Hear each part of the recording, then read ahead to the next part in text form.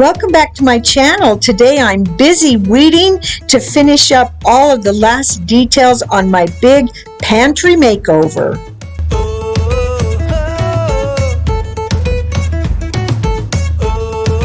So I've used my Cricut to create all of the labels that I need inside of my pantry, and I really love this Oracal white because of the blue background. It makes it so much easier to weed, and so I really recommend that, and I'm just loving that. And so I just printed these off in Cricut Design Space, and we're ready to go and just get things put into the pantry and finished up. Now when I transfer these, I want to transfer as many as I can using one piece of transfer tape. So I'm going to stack them largest to smallest so I can start with the big one and then just keep cutting down that transfer tape as I go. I was using the Oracal transfer tape and I really liked it. I was able to do about 4 labels before it got unsticky enough so that it really wasn't working very well. But I really like the Oracal. I'm going to show you some of my final finishes on my pantry. I've gone ahead and labeled all of our containers. And you'll see the labels are pretty big.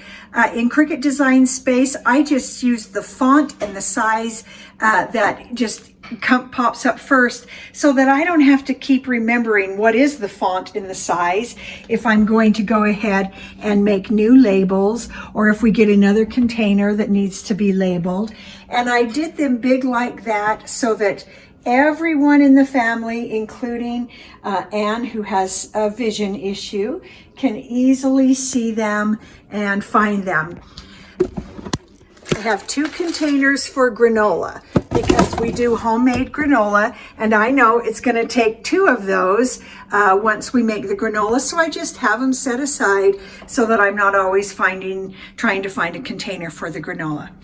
And so here's another idea. Our cookbooks are down here, and I was thinking, well, what do I use to keep the cookbooks from falling over? And I tried all kinds of things, and then I realized, you know, if I just store my kosher salt right there, it'll just keep holding up the cookbooks. So use what you have, what belongs in the cupboard for different purposes, and that will help you use your space better. One of the things we've done down here is we use this plate rack, and we use that for all of our cookie sheets, our broiler plate, the lids to our cookie sheets, our muffin tins, and they used to all just go into a cupboard and were kind of a big mess, and that has been a really big help for keeping our things organized. And you'll see 2 big buckets here. One is unbleached flour, one is oats, and those we use so frequently that it didn't make sense to buy them in small bags. We buy them in 25-pound bags, and then we just put them in here, and we can easily get those things out. We can refill our oat container. We use that a lot for granola and of course for baking, so it just makes a lot of sense to do it that way. We also store in here our larger spices for refilling because it's less expensive to buy them that way. Let's look at how we store our smaller spices, and we have this corner cupboard that is just a little bit hard to use, and so I found this rather large Lazy Susan at TJ Maxx, and so we keep all of our smaller spices there. I keep them in alphabetical order. I know for some people that's a little too much, but it makes it a lot easier to find things. And then when these run out, we use the larger spices to refill them, and that saves us a lot of time and money. The last kitchen tip I want to give you is if you have a pull-out garbage drawer like this one, around the edge and in the back, things tend to get a little bit yucky.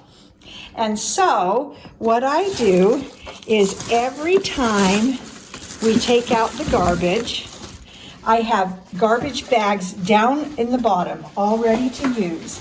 And every time we take out the garbage, I do a wipe around the outside edge and I do a sweep in the back so that this does not get too yucky, because it does. It gets yucky quickly. But if you'll do that every time you change the garbage bag, then it'll keep that nice. So there you go. There are my final tips for keeping your pantry and your kitchen organized. We're loving having things organized. Everything we need is here. The things we don't need that we only use seasonally are downstairs in the storage room. And this has just been such a great help to the whole family. For more storage tips, be sure to subscribe and ring the bell so you'll know when new things are coming out. And we'll see you next time.